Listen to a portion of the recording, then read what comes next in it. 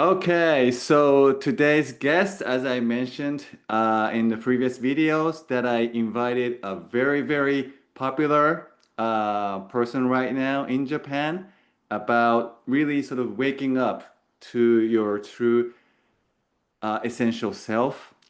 through not just meditation, but a very unique way for anybody can sort of adapt easily. And I'm really, really excited to be able to sort of introduce this person to you because she's very, very phenomenal right now in Japan. But also, I would like to remind you that because her native tongue is Japanese, it's easier for us to speak in Japanese. So maybe you can use this opportunity to sort of learn or immerse yourself in some Japanese sound, so to speak. I'll put the subtitles in English at the bottom, but we're gonna be speaking in Japanese. So enjoy the Japanese sound as well. Okay, so let me introduce Nedo-jun-san on stage. はい。ということで、ネドジュンさん、ようこそお越しくださいました。ありがとうございます。ありがとうございます。よろしくお願いします。はい。ということで、もう字幕がですね、ついているという体で、ネドジュンさんをまずはご紹介していただきたいんですけども、簡単にでは、ちょっと外国の皆さんに自己紹介という感じでお願いできますでしょうか。はい、日本で活動しております、ネドジュンと申します。私の情報発信は、悟りという体験、自分の意識が変わる、意識が変容するという体験は、脳の回路にその仕組みがあって、そして、誰でもそれを体験できるということを発信しています。私自身がそれを体験しまして、今9年目になるんですけれども、私が体験できたことを多くの方に体験していただいているので、その方法を発信させていただいています。よろしくお願いします。はい。よろしくお願いします。いやー、まあ、本題に入る前にと言いますか、僕的にはとてもとてもワクワクしていて、もうなんか、なんて言うんでしょうね。やっぱり日本の、まあ、あまり日本とか外国関係ないかもしれないんですけど、やっぱりこの日本人と海外の人とのつながりがやっぱり深まっていくことって絶対これから起きてくることだし、特にこういうスピリチュアルな感覚というか、本当の自分とのつながりとかっていうものが、その大事っていうのももうみんな分かってきてることなんで、なんかそこにこう日本からなんでしょうね、発信できるとこに関われてることがとても嬉しいんで、本当に、ありがとうございますっていう感じでございます。はい。じゃあそうですね、どっから話していきましょうか。まあ、今もさっきネロジさんが言ったみたいにこの悟るっていうかね感覚っていうのが訪れたっていうところのまあ簡単な僕はもう聞いたんですけど多分聞いてる皆さんはそのネロジさんのことを多分知らないと思うんでまずどういう経緯でまずはその状態が訪れてどんな体験だったのかって感じですかね。そこらはい。辺をちょっと教えてもらえたらなと思うんですけど。はい。私は若い頃に、あの、心身症を患いまして、その時に、セラピストの方にかかって、それを完治したという経験がありました。そしてそのセラピストの方が、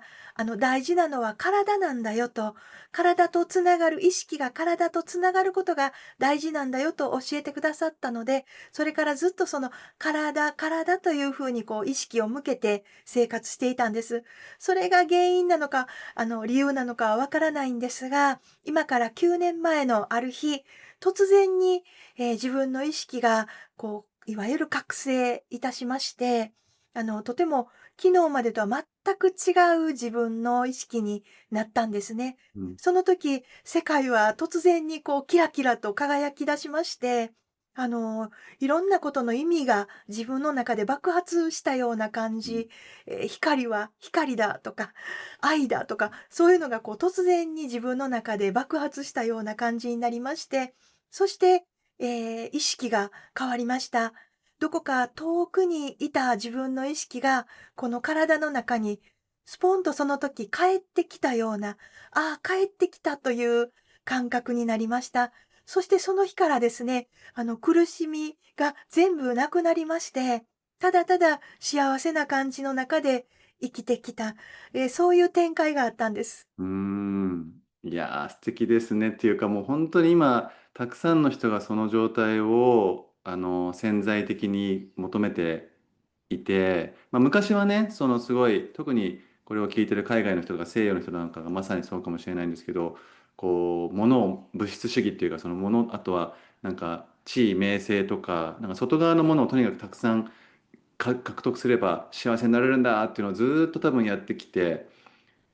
たと思うんですけど、多分それだとなんか行き詰まるっていうのもだんだんだんだん分かってきてる中で、本当にこう内側の感覚っていうか、まあ、それこそ悟りとか目覚めとかっていうのは大事だっていうのは本当に分かってきてると思う中で、やっぱりネドジュンさんのような体験をされた方っていうのがまだまだ少ないと思うし、でしかも何がやっぱりネドジュンさん、まあ、素晴らしいなっていうのって、そこを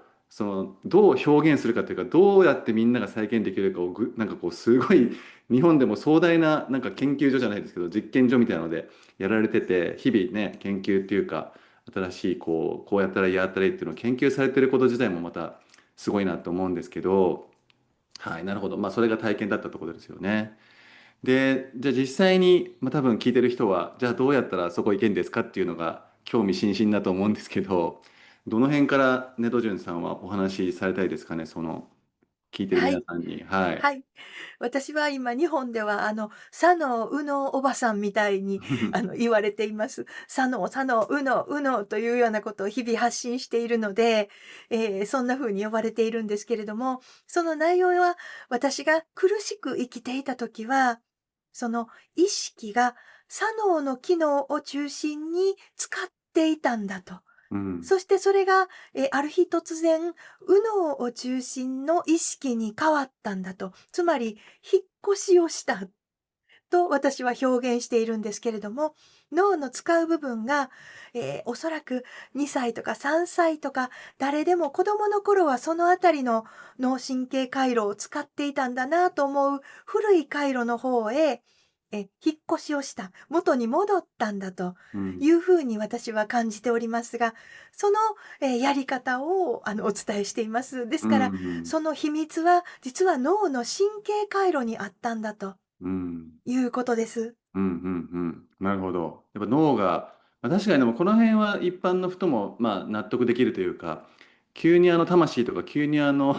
体の細胞とか言われてもあんまりよくわかんないと思うんですけど、まあ確かに脳ですよ。脳の神経細胞、神経回路ですね。これが確かに自分のこういろんな感覚とか感情とかいろんななんかね思考とかに影響を及ぼしてるのは確かにそれはそうだよねって、まあ、思いますからね。じゃあそこをエロジュンさん的にはまあ探求してるというか、それがどういうふうに自分がまあ体験されたっていうか、すごいこう幸せな感じとかそういう感覚とどう関係性があるのかっていうのをまあ紐解いていってるっていうかやってるってことですよね。はい。そのスイッチがあったっていうことが最大の発見かなと思っているんですが、うんうん。どうしてもみんなその左脳を中心に生きています。これは今、左脳を中心の文化の中で、その世界中の人が生きておられるように思います。特に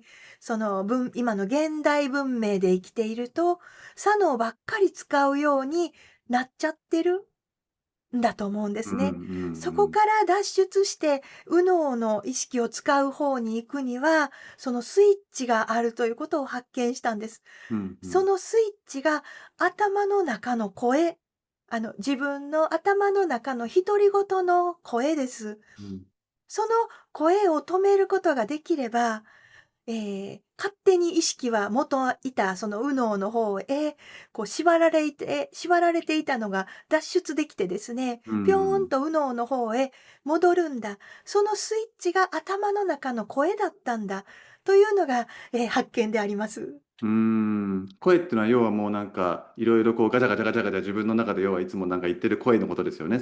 こうしなきゃいけない、ああしなきゃいけないとか、私はダメだとか、まあよくあるやつですよね。この声のことですよね、要するに。はい、その声のことです。はい。で、それにほとんどの人はもう無意識に振り回されて、あ、じゃあ次これしなきゃ、あ、これやんなきゃ、あだだだだっていうなってるところまあスイッチというかそこが、なんて言うんでしょうね、違うものにパタって変わる、そのスイッチが、まあ、見つかったというか、その方法が分かってきたっていう理解でいいんですかね。はい、その意識、私たちがこう私と思ってるこの意識って、うん。脳にとっては、ものすごい、電流発生装置のうーように、そこにん。刺激をどんどん与えるという役割みたいなものがあるんですね。うんうだから、ん。その頭の中の声に意識が乗っかっていると、そこばっかり、脳神経回路が発達してどんどん強くなって、その声を止めることができなくなって、うん。まるで脳に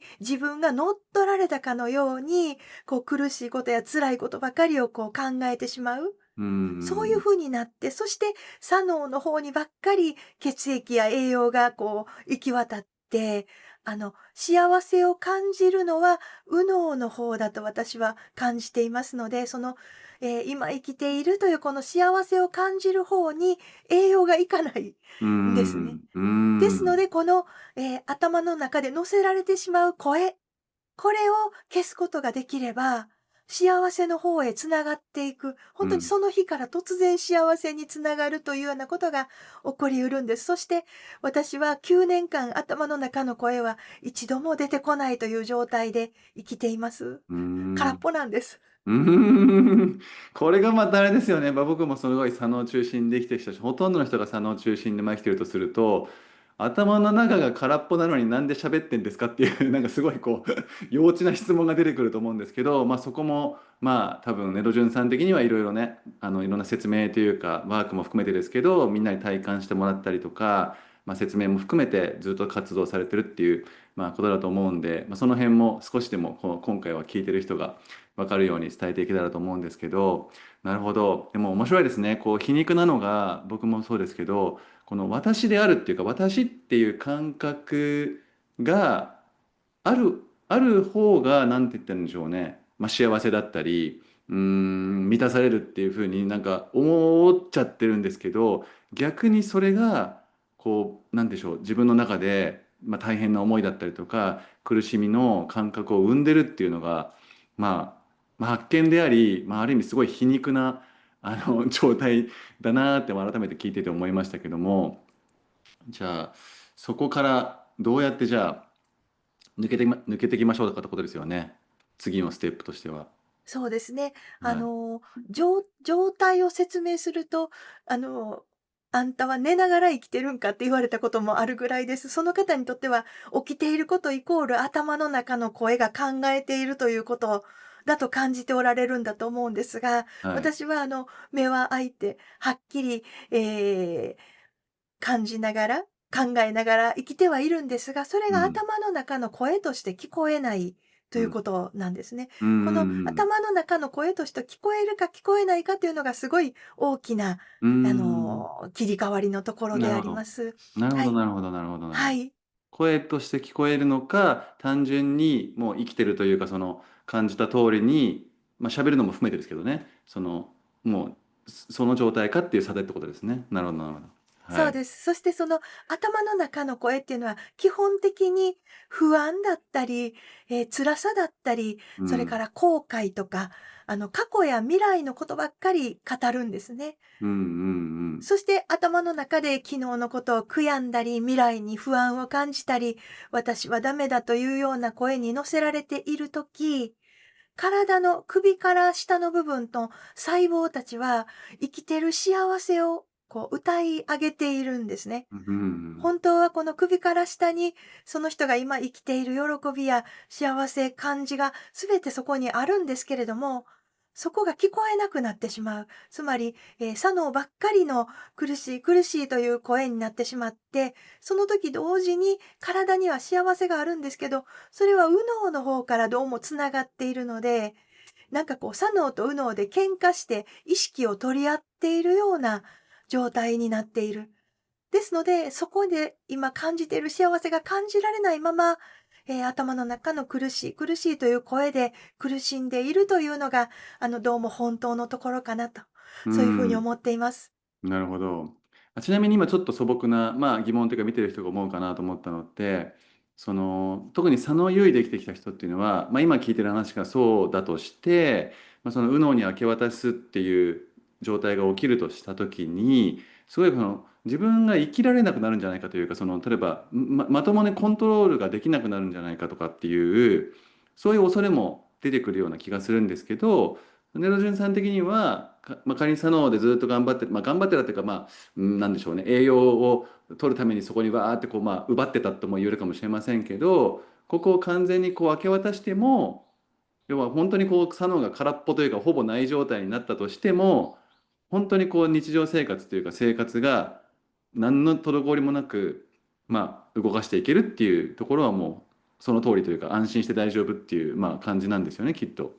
はい、すでにこれを体験してくださった多くの方のご意見をお聞きうん。しても、うん。左脳のこの、考えるという、もしくは未来のことを予測したり、過去の記憶を参照したりする機能は、水面下に降りた方がすごく優秀で、生き生きと活動するんですね。うん。常に意識に対して言葉で一生懸命それをさせようとしていた時よりも、頭の中の声がなくなって、水面下のところで優秀に、働いてくれる素晴らしいマネージャーみたいな働きをし始うん。めるんです。ですから頭の中で聞こえない方が、とても生きやすいです。なるほど。じゃあもうとにかく、いや、このね、よくあるのが、この悟りとか言われちゃうと、なんか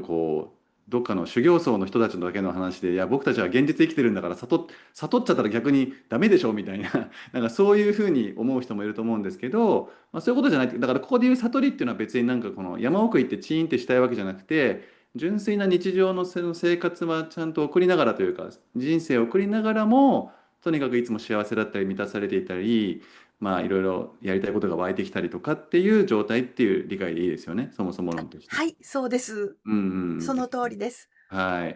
かりました。そうですね。じゃあ、あとは、なんとなく全体感はだんだんつかめてきたんですけど、多分聞いてる人はどうやったらなれるんですかっていうところを、もうなんかこんななってるような気がするんですけど、その辺をそろそろ徐々に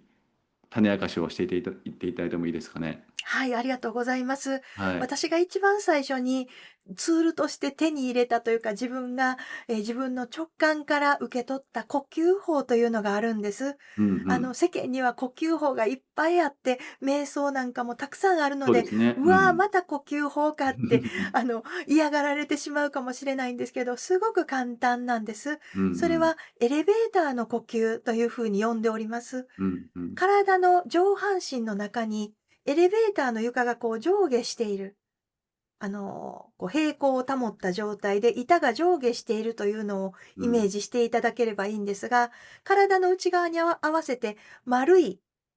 板です。丸い板が体の中を上下している。うんうん。喉のあたりに来るとちょっと喉に合わせて小さなペットボトルの蓋ぐらいの大きさになり、だんだん大きくなりながらお腹の底まで行って、お腹の底にトンと当たる。そしてまたエレベーターのように上に上がってくる。この動きをイメージしながら、息を吸って板を下げ、そして息を吐きながら板を上げてくる。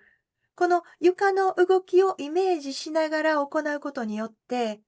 頭で考えていることの続きに乗せられないということができるんですね。うんうんうん。昨日失敗した私はダメだ。そんな思考が出た時に、これに乗せられないようにしようということで、体の方へ意識を動うんかすことができる。そしてその動きに集中しながら呼吸をすることで、さっきの考えの続きに乗せられないわけです。うん。このやり方で、そのぐるぐると自分を意識を引っ張り回す思考から離れて、思考回路のこの脳神経回路に分岐点を作っていく。うん。同じところに乗せられるのではなく、この考えが湧いても、体に意識を向けることで、一旦途切れさせる。うんうそしてん。分岐を作って、違う考えの方に乗っていくことができる。うんうん。そういうやり方を私たちはとっています。なるほど。確かにね、ネドジュさん今言われた通り、その呼吸法とか瞑想とか、じゃあ僕もそうでしたけど、はいはいっていう風になるところなんですけど、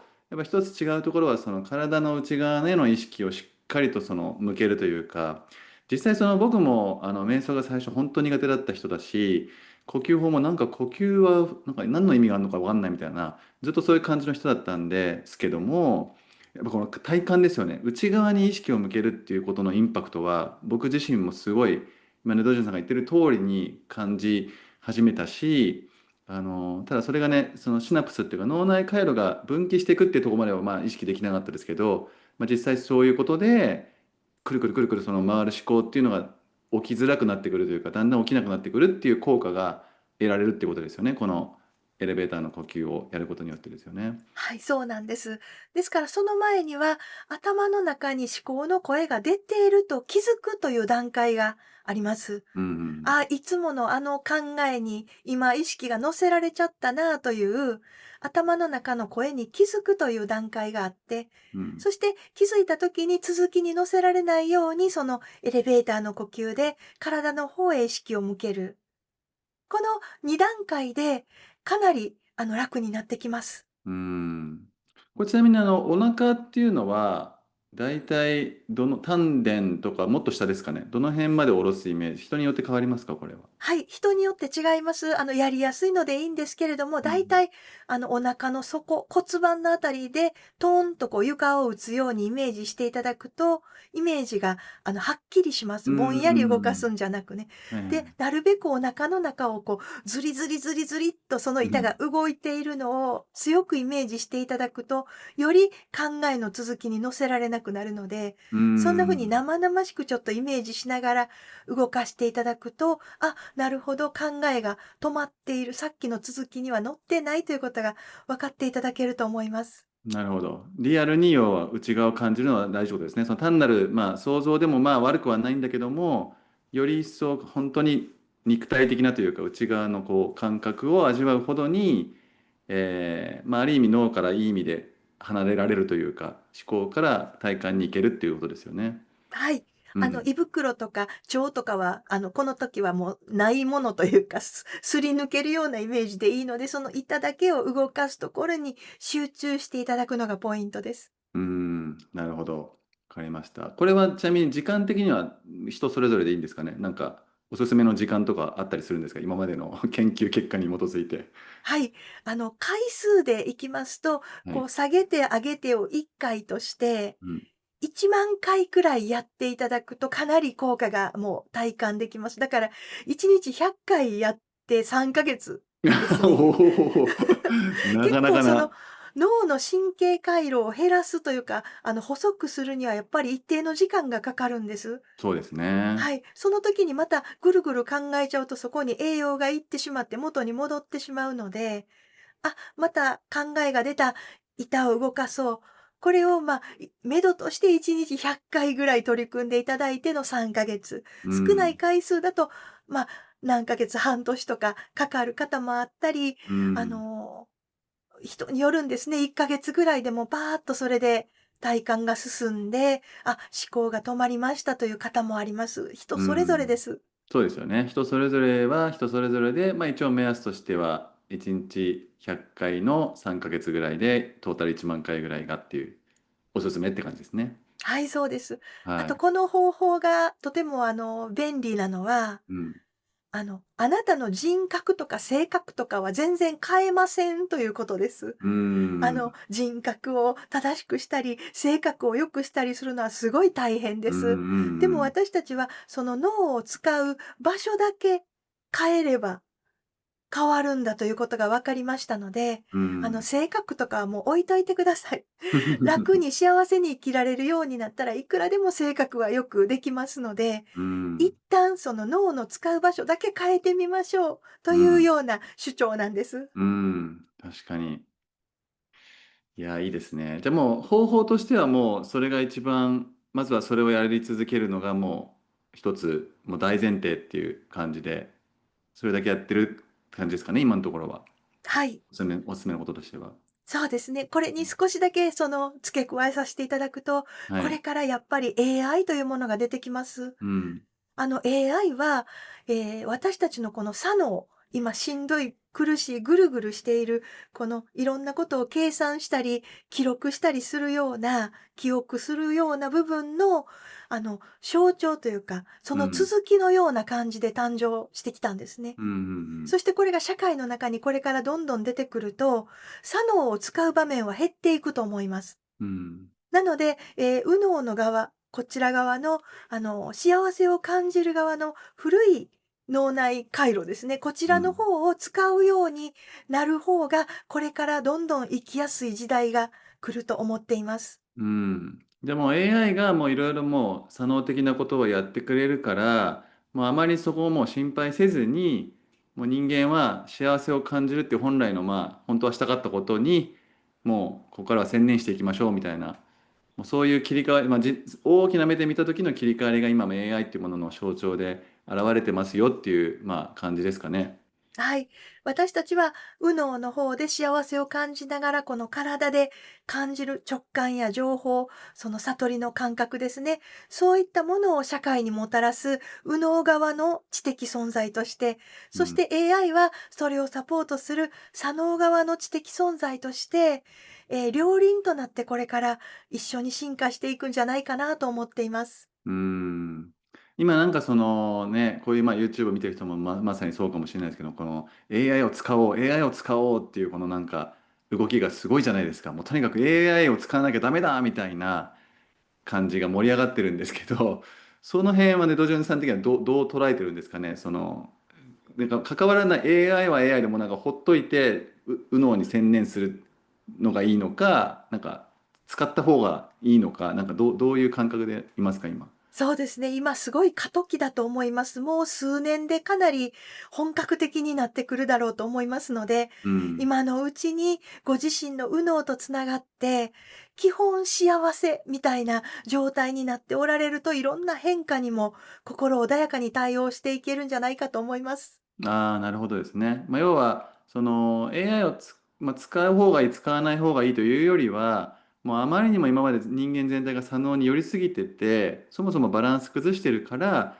せっかくもうそうやってなんでしょうね、形が左脳のなんかもう結集された状態がもう出来上がってるわけだから、もうなっていくので、今のうちからとにかくその完全に失われてたというか、バランス崩してた右脳の方を育てていくっていう方に時間を割く方が、圧倒的にまあ賢いというか、幸せになりますよっていう、まあこういうことですよね。はい、そういう時代なんじゃないかなと思います。うーん、なるほど。わかりました。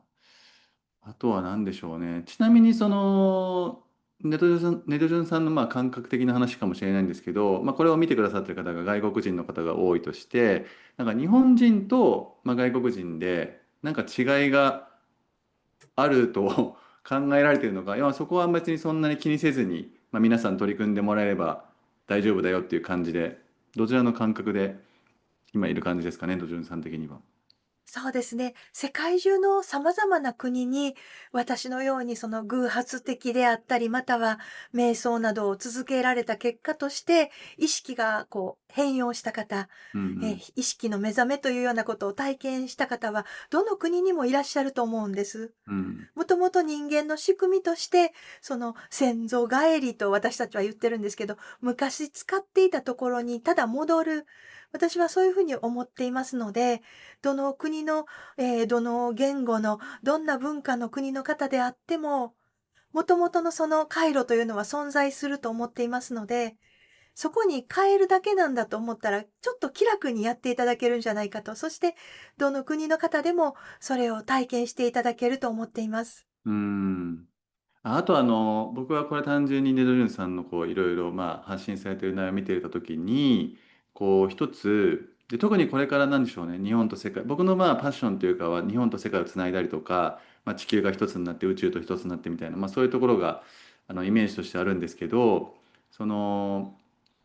まあ、さっき言ったその私っていう感覚がまあ左脳だとしたら、でそこからまあ外れて右脳に行く、体に行くってなってった時に、よりこうなんでしょうね、より大いなる何かにつながるというか、まあ、俗に言うワンネスでもいいんですけども、なんかそういうこ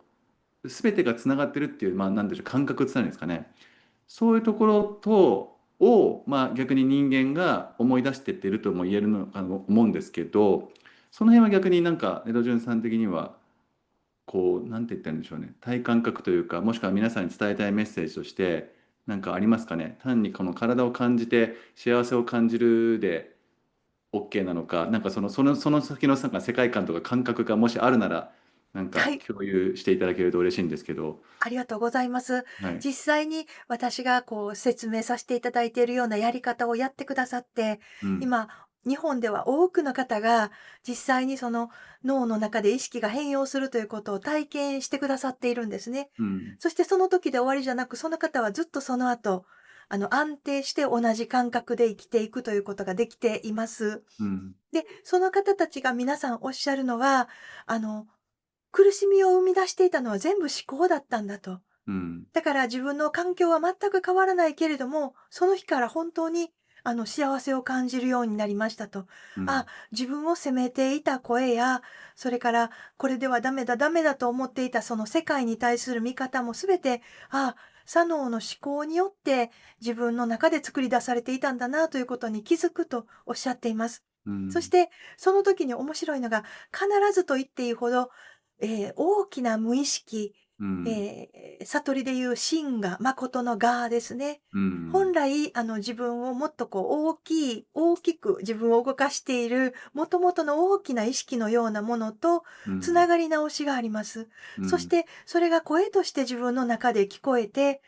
自分にアドバイスやメッセージを送ってくれる声が本当に聞こえるようになりましたと。おお。私はその大きな意識の中の小さな一部分にしか過ぎない、とてもうん。気楽になりましたと。うん。大きな意識とともに、自分がこの体にあって、様々なアドバイスやメッセージを受け取りながら生きることができて幸せですと、そういうふうに言っていただけているので、これは、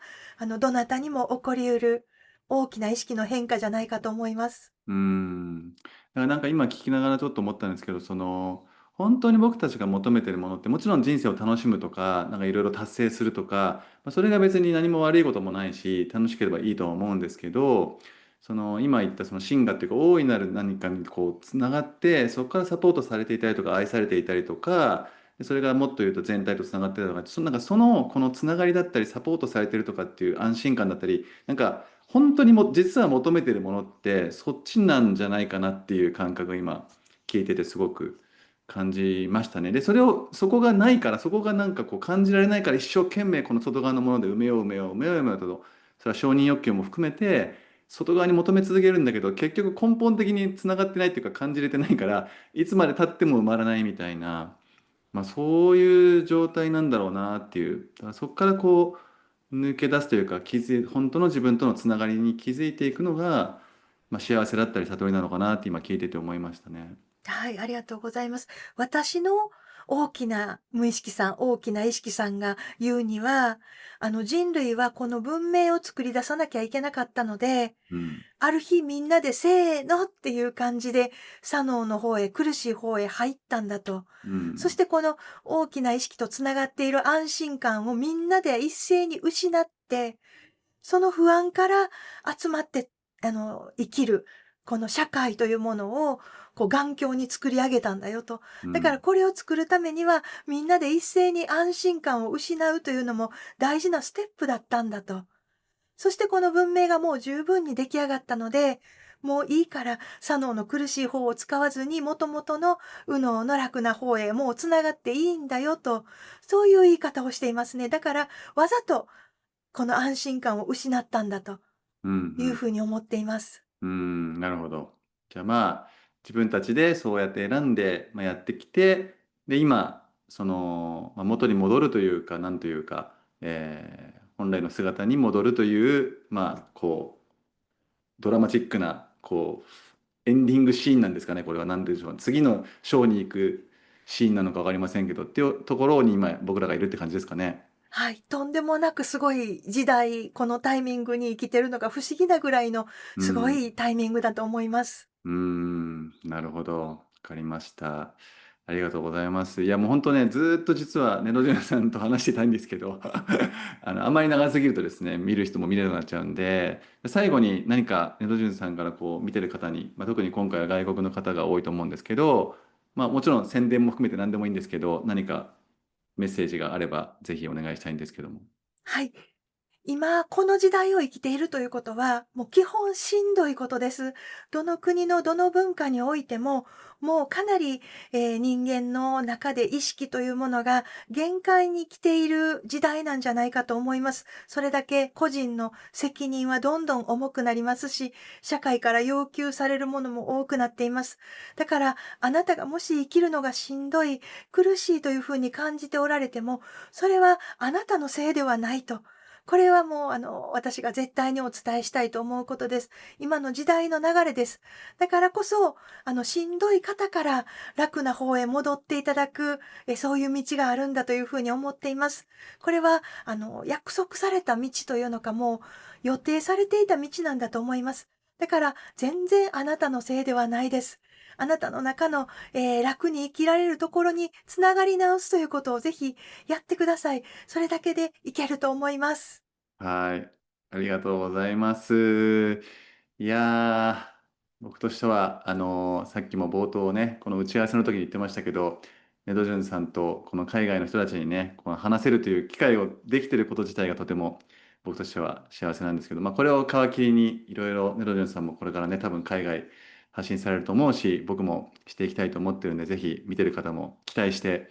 それでね、今日はとにかくこのエレベーターの呼吸ですよ。皆さん聞いた。これをとにかく今日から実践していって、ぜひこのチャンネルでもなんか変化があれば、僕の方でネロジュンさんにお伝えしますんで、コメントで教えてもらえたら、ネロジュンさんも嬉しいんじゃないかと思います。はい。ちなみになんかあれですかね、今のところは特に外国の方向けにこう、どうのこうのっていうのは特にアナウンスというか、シェアしたいことは特には今のところはない感じですかね。そうですね。私が日本語で作った動画に英語の字幕をつけたものがありますので、おうそちらの方、まだアップロードを実はしていないんですけれどうんも、うん。どちらかにアップロードして、ご覧いただけるようにしようと思います。あ、一番基本のものが2本ありますので、そうでそちらすね。をご覧いただければと思います。確かに、今だったら機能を使えば、字幕つけるのか、音をそもそも変えたりとかもできるぐらい、進化してるんで、じゃあ、後でこのチャンネルの、この動画の下に、リンクをつけときますね、ドドジュンさんのですね、動画の。ぜひそちらから、もう非常にですね、どの動画も、なんでしょう。まあ、そもそもネドジュンさんのエネルギーが非常にもう、聞いてるだけでなんかホワホワしてくるんで、それだけでも効果があると思いますけど、いろんなワークとかいろんな話があるので、ぜひそちらも見てみてください。はい。では、今日は本当にお忙しい中ありがとうございました。こちらこそありがとうございました。はい。Okay, so we'll see you guys next time. Thank you for watching. Bye bye. Thank you.